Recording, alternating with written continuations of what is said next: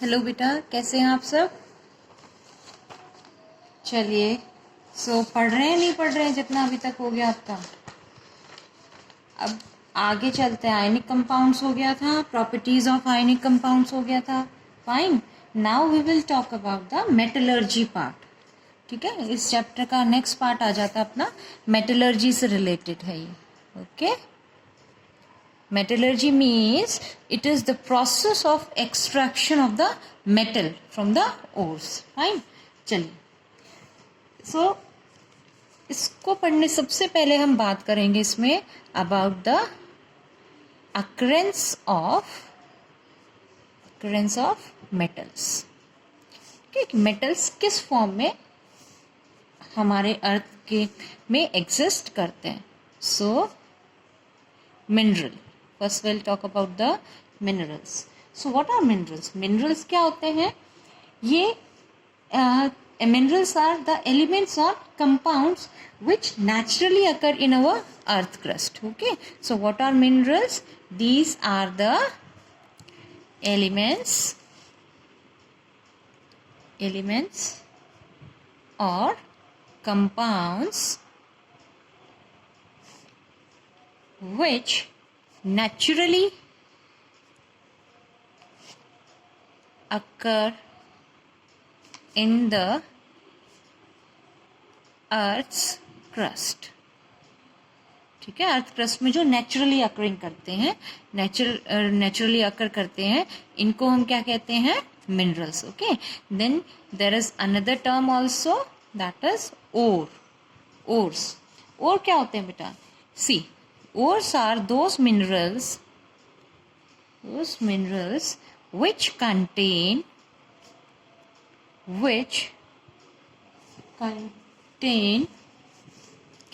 very high percentage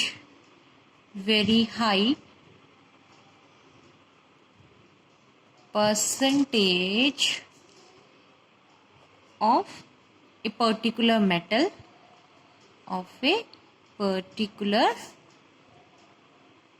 metal, and that metal can be profitably extracted from it. ठीक है, देखो समझने की कोशिश करो. मिनरल तो हो गया था अपना कि एलिमेंट एंड कंपाउंड जो हमारी अर्थ क्रस्ट में प्रेजेंट है. अब ओर्स क्या चीज है? तो ओर्स आर, ये है मिनरल्स ही एक तरीके से. ठीक है, ओर्स क्या है? These are the minerals. लेकिन कौन से मिनरल्स हैं? जिनमें कि एक पर्टिकुलर मेटल का परसेंटेज ज़्यादा होता है और उसी को हम यूज़ करते हैं मेटल को एक्सट्रैक्ट आउट करने के लिए. ठीक है, जैसे सपोज आयरन है. अब आयरन के बहुत सारे मिनरल्स हैं, लेकिन हम आयरन के उस मिनरल को यूज़ करेंगे आयरन को एक्सट्रैक्ट करने में जिसमें उसका परसेंटेज ज़्यादा रहेगा. समझ में आ गया? ठीक है, हर मिनरल से आयरन को एक्सट्रैक्ट आउट नहीं करवाएंगे. क्यों भाई? परसेंटेज के ऊपर डिपेंड करता है ना. मान लीजिए किसी में जस्ट 5% आयरन है, सो क्यों आप उसमें मीन्स मनी लगाएंगे, फाइनेंशियल क्यों उस पे आप खर्च करेंगे? ठीक है, बिकॉज वो इतना प्रॉफिट आपको नहीं देंगे. आप उस मिनरल को यूज करेंगे ना मेटल एक्सट्रैक्ट करने के लिए जिसमें एटलीस्ट 80% 90% आयरन होगा, ताकि आपको थोड़ा प्रॉफिट भी मिले. आप उसके ऊपर पैसा भी लगा रहे तो फायदा होने वाली बात आनी चाहिए ना. ठीक है, समझ आ गया होगा अब तो शायद आपको. ठीक है, तो ओर्स आपके वो मिनरल हुए जिसमें से हम किसी मेटल को एक्सट्रैक्ट आउट करने के लिए प्रोसेस उसके ऊपर लगाते हैं. समझ गए बेटा? ठीक है, अब इन्हीं के बेसिस पे एक अपनी बड़ी कॉमन सी लाइन है. ठीक है, और ये पूछ लिया भी जाता है कई बार पेपर्स में कि जस्ट एक्सप्लेन इट, या आप कैसे एक्सप्लेन करेंगे. The statement is all ores are minerals. All ores are minerals, but all minerals are not ore. ठीक है, क्या समझे बेटा इससे आप? कि सारे जो ओर्स हैं वो तो मिनरल हैं. ठीक है, बट सारे मिनरल और नहीं होंगे. क्योंकि देखो और तो है मिनरल का पार्ट, ठीक है, क्योंकि वो तो, but all minerals can not be ores, because हर मिनरल में परसेंटेज, क्योंकि और तो वो चीज है ना जिसमें एक पर्टिकुलर मेटल की परसेंटेज ज्यादा है, तो हर मिनरल में तो परसेंटेज ज्यादा रहेगी नहीं, समझ गए ना, ठीक है, तो इसीलिए सारे मिनरल और नहीं है। ओके, चलिए, so this is it. Then how can you obtain metals from ore, आप मेटल्स को ऑब्टेन कैसे कर सकते हैं इससे, so that we will study now, ठीक है। सो फॉर ऑब्टेनिंग मेटल, देखिए अब ये थियोरेटिकल पार्ट है, इसको थोड़ा सा आप समझिए कि how will you obtain, this is the next part, how will you obtain metals from ore, ठीक है। तो देखो मेटल्स को ऑब्टेन करने के लिए हमें डिफरेंट टेक्निक्स यूज करनी होती है, ठीक है, और वो डिपेंड करती है किसके ऊपर बेटा, उनकी रिएक्टिविटी के ऊपर, तो उसको अभी हम डिस्कस करेंगे। देन सबसे पहली जो बात है आपका, वो करवाया जाता है इसमें सबसे फर्स्ट प्रोसेस है अपना enrichment of ores. Enrichment of ore का मतलब क्या होता है, अभी आपको समझाती हूँ। सो एनरिचमेंट ऑफ ओर मतलब जो ओर्स हम माइन करते हैं, माइन मतलब जो हमने निकाले अर्थ क्रस्ट में से, तो ores mind from earth contain, उनमें देखो बहुत ज्यादा इम्प्योरिटीज होती है, contain large amount of impurities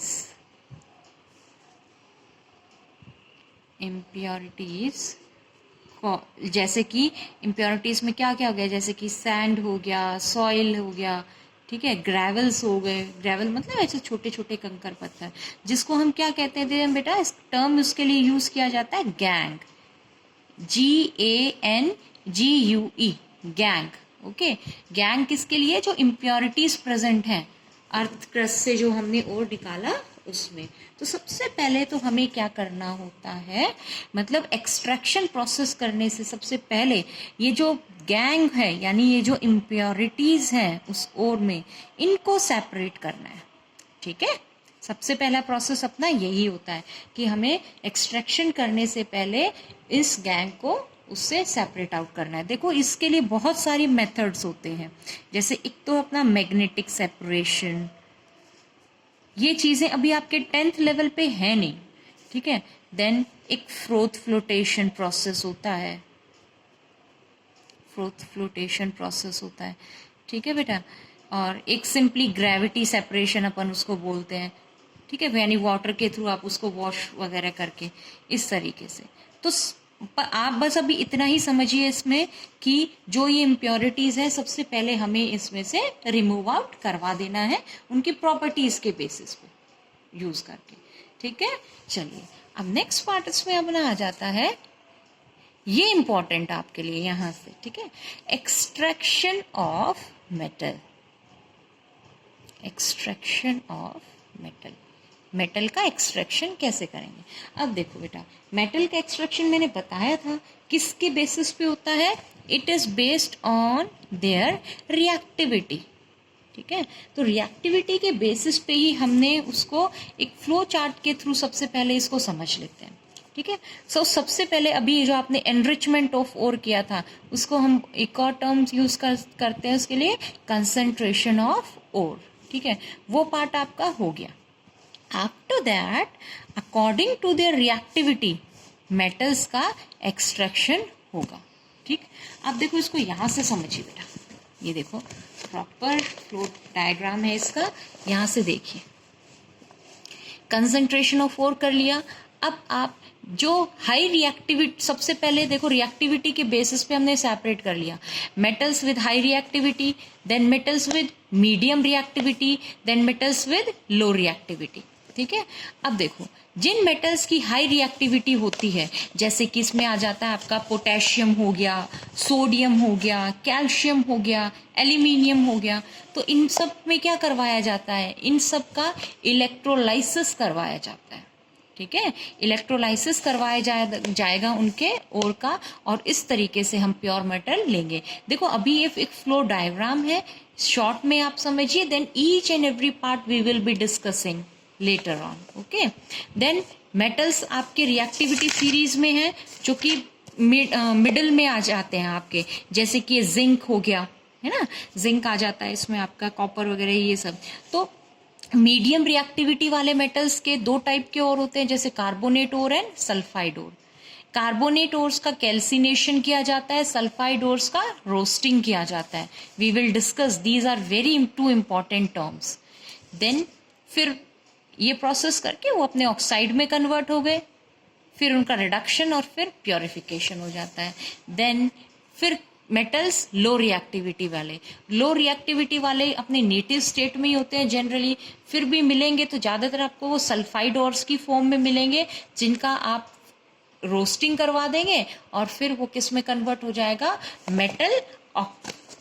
metals में कन्वर्ट हो जाएगा, एंड देन रिफाइनिंग उसका हम कर देंगे। ठीक है बेटा, चलिए अब हम देखते हैं एक एक पार्ट इसका अच्छे से समझेंगे। सबसे पहले हम बात करेंगे यहाँ पे मेटल्स ऑफ लो रिएक्टिविटी। ठीक है, यानी 3 टाइप से अपन ने डिवाइड कर लिया था ना।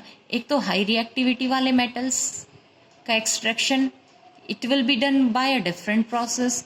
देन मीडियम रिएक्टिविटी वाले मेटल्स हो गए यहाँ पे आपके। देन इधर हो गया आपका लो रिएक्टिविटी वाले metals, like this mercury is there, the silver gold तो जनरली अपने नेटिव स्टेट में ही मिलते हैं। फाइन, सो ये पहले डिस्कस करते हैं अपन इसमें लो रिएक्टिविटी। ठीक है, so will be discussing the extraction of metals low, जो कैसे हैं, लो है इन रिएक्टिविटी सीरीज। ठीक है, extraction of metals low in reactivity series. तो देखो जनरली आप सबको पता है रिएक्टिविटी सीरीज हम पढ़ चुके हैं अभी। ठीक है, कि तो जो एलिमेंट्स रिएक्टिविटी सीरीज में लो है, दे आर कॉमनली या जनरली दे आर अनरिएक्टिव। ठीक है, तो generally they are unreactive metals आ जाते हैं इसमें अपने। ठीक है, अनरिएक्टिव मेटल्स लाइक अब ज़्यादातर ये अपने अभी मैंने जैसे बताया था सल्फाइड ओर्स की होते हैं। जैसे मैं आपको यहाँ पे mercuric sulphide, it occurs in the form of HgS। Hg mercury का सिंबल होता है, तो मर्क्यूरिक सल्फाइड हो गया। तो हमने क्या कर दिया बेटा, उसका रोस्टिंग कर दिया। रोस्टिंग का मतलब क्या होता है, एक्सेस ऑफ ऑक्सीजन में इसको हीट कर दिया। ठीक है, देखो अभी अभी आपको मैंने फ्लो चार्ट दिखाया था ना इसका, ये देखो लो रिएक्टिविटी सल्फाइड ओर्स में जो है, तो आपने क्या किया, रोस्टिंग। रोस्टिंग का मतलब क्या होता है, एक पर्टिकुलर ओर को ऑक्सीजन की प्रेजेंस में हीट कर देना। ठीक है, एक्सेस ऑफ ऑक्सीजन की प्रेजेंस में। तो हमने वही काम इस HgS के साथ कर दिया। अब ये किस में कन्वर्ट हो गया, अपने ऑक्साइड में। सल्फर इससे हट जाएगा और क्या ऐड हो जाएगा, ऑक्सीजन, और इस सल्फर ने क्या बना दिया। ठीक है, अब यहाँ से जो HgO है इसका फिर मतलब इसमें से रिडक्शन करवा देंगे, ये सब वो बात की बात है। ठीक है, तो ये हो गया इसमें आपका। ठीक है, समझ में आ गया बेटा। तो क्या किया हमने कि जो आपका मर्क्यूरिक सल्फाइड था उसका रोस्टिंग करवा दिया, ऑक्सीजन की प्रेजेंस में उसे हीट कर दिया, तो अपने ऑक्साइड में बन गया। देखो आसान होता है ये, हमने क्यों किया, क्योंकि ये ईजी है। एक ऑक्साइड से मेटल को ऑब्टेन करना इजी प्रोसेस है, इसी वजह से उस सल्फाइड से उसको किस में कन्वर्ट कर दिया हमने, ऑक्साइड में।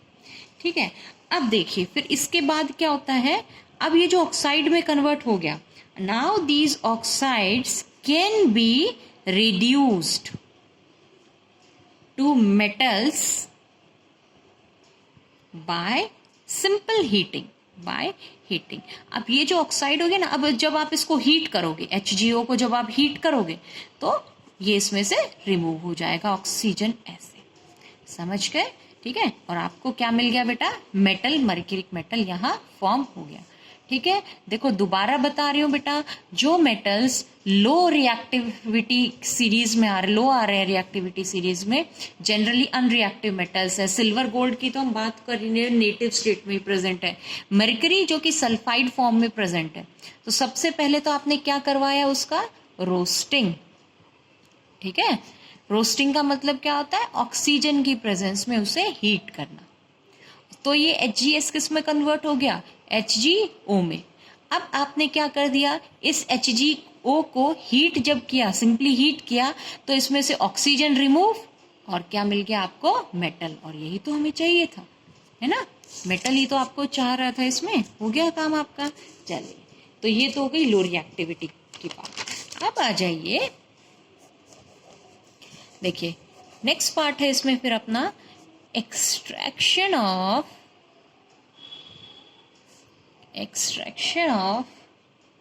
metals in the middle of reactivity series।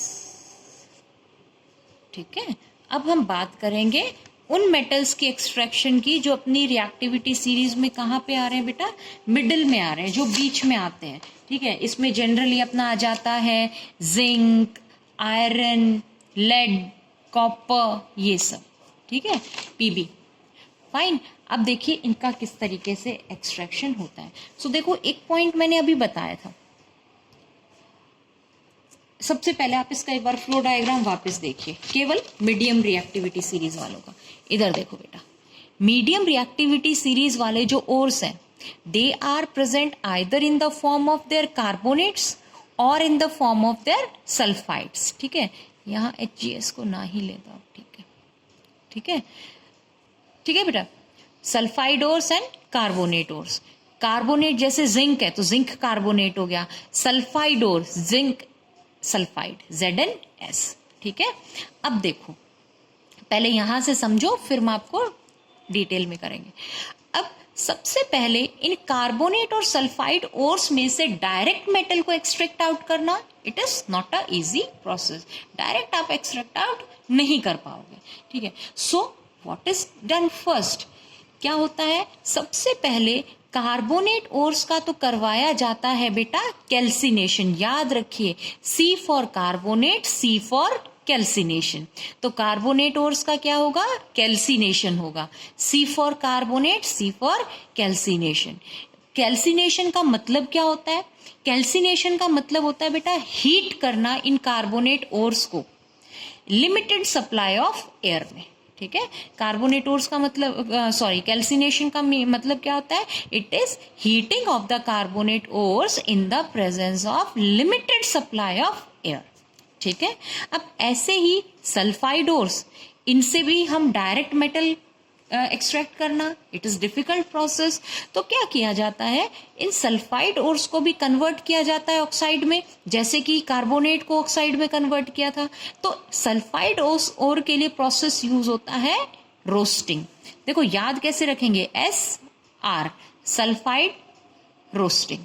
ठीक है, अब देखिए रोस्टिंग क्या है, ये होता है आपका एक्सेस ऑफ एयर में, यानी ये हीटिंग ही है। हीटिंग है किसकी प्रेजेंस में, एक्सेस ऑफ एयर में। रोस्टिंग कर रहे हैं हम लोग, एक्सेस ऑफ एयर में उसको हीट कर रहे हैं। और दोनों ही प्रोसेस से जो ये करस्पॉन्डिंग इनके ओर्स हैं, किस में कन्वर्ट हो जाते हैं, अपने अपने ऑक्साइड में। अब ऑक्साइड में कन्वर्ट होने के बाद फिर इसका रिडक्शन करवा दो। रिडक्शन का मतलब क्या होता है बेटे, reduction means removal of oxygen. Remove हो गया ऑक्सीजन, बचा क्या, मेटल।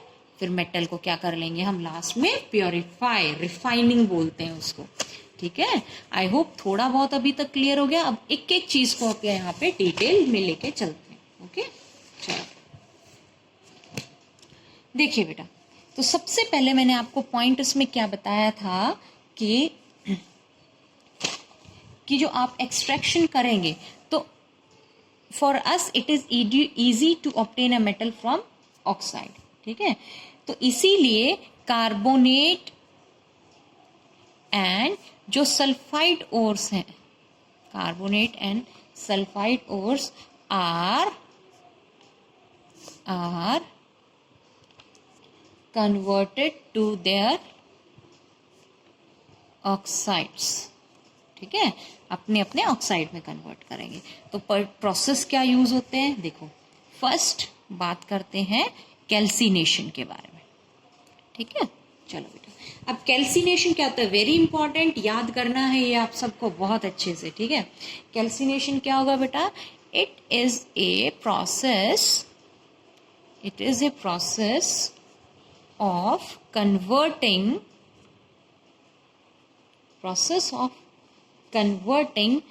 Carbonate ores. देखो बताया था ना, C for calcination, C for carbonate. It is a process of converting carbonate ores into oxides by heating strongly in limited air. ठीक है, क्या हुआ, कार्बोनेट ओर्स को हमने हीट कर दिया. ठीक है, लिमिटेड सप्लाई ऑफ एयर में, और वो किस में कन्वर्ट हो गया, ऑक्साइड में. एग्जाम्पल देखो, अपने पास जिंक कार्बोनेट है. जिंक कार्बोनेट और है किसका, जिंक का. अब देखिए इसको आप क्या कर रहे हैं बेटा, हीट करेंगे. ठीक है, इसको हीट करेंगे. और देखो लिमिटेड सप्लाई ऑफ एयर का मतलब देखो, बर्निंग करने के लिए ऑक्सीजन चाहिए, हम सबको पता है. ठीक है, तो बहुत कम, जस्ट लिमिटेड, इतना ही कि जितना बर्निंग के लिए उसे रिक्वायर्ड है. ठीक है, उतना ही हम उसे प्रोवाइड करेंगे. नाउ ड्यू टू हीटिंग, अब ये जिंक कार्बोनेट किस में डिकम्पोज हो जाएगा, zinc oxide and carbon dioxide gas इसमें से रिमूव हो गया. ठीक है, तो ये जिंक कार्बोनेट किस में कन्वर्ट हो गया बेटा, जिंक ऑक्साइड में. Fine, so carbonate has converted to oxide by heating strongly in the limited air supply. ठीक है, so this is known as calcination. बहुत इंपॉर्टेंट है, नहीं आया हो समझ में तो प्लीज बताना. Then second part, second thing हम क्या कर रहे थे इसमें, रोस्टिंग. देखो रोस्टिंग में से भी ओर को किस में कन्वर्ट किया जाता है, ऑक्साइड में ही कन्वर्ट किया जाता है. कैसे वो देखना है इसमें आपको. हालांकि थोड़ा बहुत आइडिया तो मैंने आपको दे दिया, अच्छे से अब इसको समझिए. देखिए what is roasting. It is a process of, उससे कार्बोनेट को कर रहे थे, इसमें सल्फाइड को ऑक्साइड में कन्वर्ट करेंगे. ठीक है, it is a process of converting sulphide ores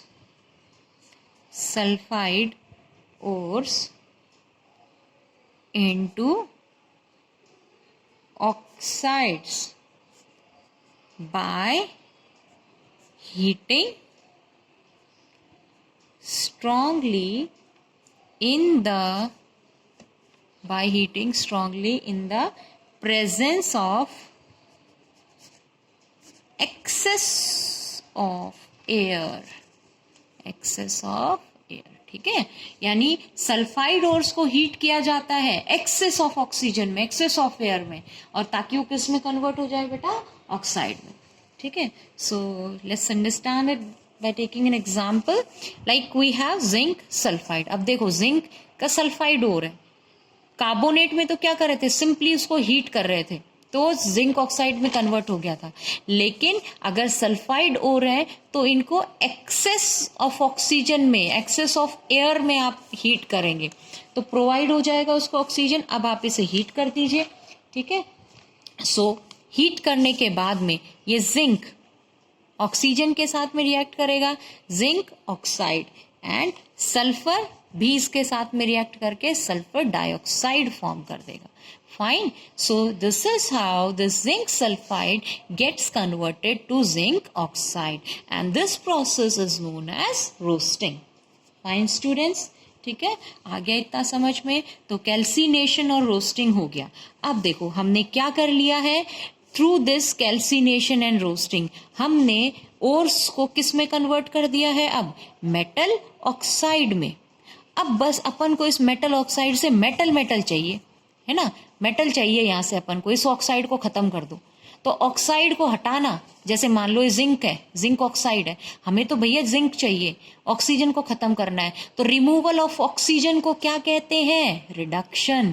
पढ़ा था ना बेटे फर्स्ट चैप्टर में, removal of oxygen is reduction. तो अगला स्टेप अपना वही आएगा इसमें, ठीक है। अब क्या मतलब अगला स्टेप क्या है? मेटल ऑक्साइड्स में तो कन्वर्ट हो गए दोनों तरीके से, कैल्सिनेशन से भी और रोस्टिंग से भी। अब अगला स्टेप क्या होगा आपका? Now these metal oxides are reduced, ठीक है, are reduced to corresponding metal. अपने अपने करस्पॉन्डिंग मेटल में क्या हो जाएंगे? ये रिड्यूस हो जाएंगे, ठीक है, समझ आ गया। और जनरली रिड्यूसिंग, अब देखो आपको ये भी पता है रिडक्शन करवाना है तो उसके लिए हमें क्या चाहिए? रिड्यूसिंग एजेंट भी तो चाहिए भाई, है ना। For that we need reducing agents, so we have to provide them reducing agents, and the reducing agents used are, reducing agent generally use होता है like coke, it is used as reducing agent. Some highly reactive metals, जिसका भी reduction आप करवाना है उससे ज्यादा reactive metal ले लीजिए, तो हाईली रिएक्टिव मेटल, जैसे कि मैंगनीज ले लिया, हाईली रिएक्टिव है तो ये डिस्प्लेस कर देगा उसको, ठीक है। अब देखो चलो इसमें देखिए आप रिडक्शन प्रोसेस कैसे हो रहा है। जैसे अपने पास जिंक ऑक्साइड आ गया था, मेटल ऑक्साइड, हमने कार्बन के थ्रू कार्बन को यूज किया as a reducing agent, carbon यानी कोक की फॉर्म में, इसको as a reducing agent use किया। So this will remove the oxygen, reduction हो जाएगा, रिमूवल ऑफ ऑक्सीजन क्या हो जाएगा? रिडक्शन। रिमूव करवा दीजिए, zinc plus CO, this is it, ये मिल गया आपको मेटल, ठीक है बेटा, समझ आ गया। चलिए ये है इसमें, ठीक है। अब ये जो रिएक्शंस होती हैं, ये बहुत ऐसी जो रिएक्शंस होती है बहुत ज़्यादा एक्सोथर्मिक रिएक्शंस होती हैं, हाईली एक्सोथर्मिक रिएक्शन होती हैं। तो जनरली जो मेटल अपन को मिलते हैं ना, वो मिलते हैं बेटा मोल्टन स्टेट में। The metals we get they are in their molten state, molten means melt form, ठीक है। आगे आइए, अब एक बड़ा ही इंपॉर्टेंट है इसी के अंदर अपना thermite reaction. What is thermite reaction? ठीक है, देखो आपने रेलवे ट्रैक्स का जो जॉइनिंग होता है इसमें है इसका बड़ा ही यूज, ठीक है। तो थर्मिट रिएक्शन में क्या है कि आयरन ऑक्साइड जो है Fe2O3, what is this? Iron oxide, ठीक है, iron oxide with aluminium, iron oxide with aluminium is used to join the railway tracks. कैसे? रेलवे ट्रैक्स को ज्वाइन करने के काम आता है। देखो कैसे होता है बेटा, ये आयरन ऑक्साइड पाउडर फॉर्म में है, ठीक है, इसको लिया एल्यूमिनियम, अब क्या कर रहे हैं अपन लोग? हीट करेंगे इसे, ठीक है। तो एल्यूमिनियम देखो क्या है, हाईली रिएक्टिव मेटल है यहाँ पे, तो एल्यूमिनियम क्या करेगा? इस आयरन को यहाँ से डिस्प्लेस कर देगा, ठीक है। रिएक्टिविटी सीरीज में ऑब्जर्व करना, being highly reactive this aluminium will displace the iron, displace करेगा तो it will take the place of iron, यानी ये खुद तो बना लेगा Al2O3, और ये आयरन ये किस फॉर्म में मिलेगा? अभी अभी आपको बताया था मोल्टन स्टेट में, मेल्ट फॉर्म में, ठीक है। और इस तरीके से आपका क्या होता है, ये उन रेलवे ट्रैक्स को बीच में से ज्वाइन कर देगा, ठीक है। सो दिस इज इट, ठीक है, समझ आ गया होगा आज आपको इतना पार्ट। सो बेटा फॉर टुडे दिस मच कीजिए, कल मैं आपको बताऊंगी extraction of metals which are high in the reactivity series, ठीक है। आज हमने किया मेटलर्जी वाले पार्ट में, आपका कितना हो गया है? मेटल्स का एक्सपीरियंस किया, मिनरल्स के बारे में पढ़ा, ओर्स के बारे में पढ़ा, ठीक है। Then we did the extraction which are low in the reactivity series. Then we also did the elements which are highly reactive. ठीक है, calcination, roasting, very important terms, इस पे बहुत बढ़िया से आपको ध्यान देना है. दिस रिड्यूसिंग एजेंट्स जनरली किस किस को यूज करते हैं? कोक को, हाईली रिएक्टिव मेटल्स को रिड्यूसिंग एजेंट्स के तौर पे आप यूज कर सकते हैं. फाइन, ठीक है बेटा. और इसको लर्न करिए अच्छे से। और आपका भी मैं कमिंग सैटरडे टेस्ट वैसे बता भी दिया है, ठीक है। टेस्ट होगा इस चैप्टर का, मेटलर्जी में कुछ आज हो गया आपका, कल में कंप्लीट हो जाएगा, ठीक है। And up to this metallurgy part ही आपके अपकमिंग यूनिट टेस्ट में भी आने वाला है, तो सारा पार्ट का सैटरडे को test. Fine, so prepare well and get ready for the unit test. अभी से ही आप कंप्लीट इसको रिवाइज करना शुरू कर दीजिए। ओके बेटा, थैंक यू।